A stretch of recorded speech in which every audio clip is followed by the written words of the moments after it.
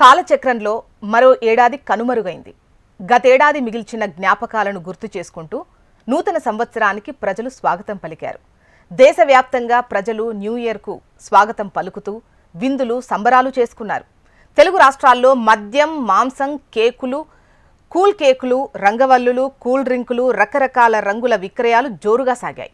హైదరాబాద్ పట్టణంలోని ఆయా కూడళ్ల దగ్గర, స్వీట్ హౌస్, ఇతర దుకాణాల వద్ద కేకులు విక్రయించారు. నూతన సంవత్సరం 2025కు స్వాగతం పలుకుతూ సంబరాలు అంబరాన్నంటాయి.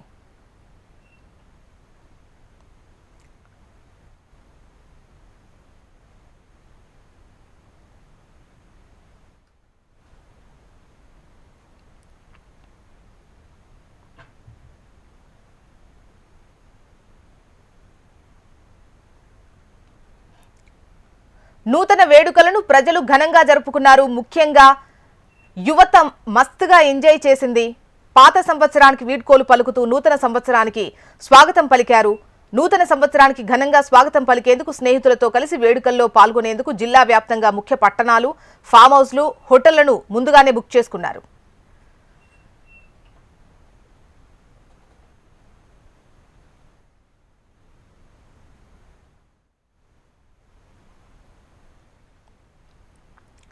నూతన సంవత్సర వేడుకల్లో భాగంగా తెలుగు రాష్ట్రాల్లో పెద్ద మొత్తంలో మాంసం కొనుగోళ్లు జరిగాయి.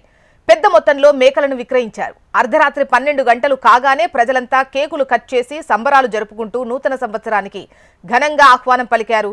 న్యూ ఇయర్ వేడుకల్లో భాగంగా మద్యం సేవించి వాహనాలు నడిపిన వారికి పోలీస్ శాఖ కఠిన నిబంధనలు విధించింది. 2-3 రోజుల ముందు నుంచే డ్రంక్ అండ్ డ్రైవ్ తనిఖీలు ఏర్పాటు చేశారు. మద్యం సేవించి వాహనాలు నడిపిన వారికి భారీ మొత్తంలో జరిమానా విధించారు.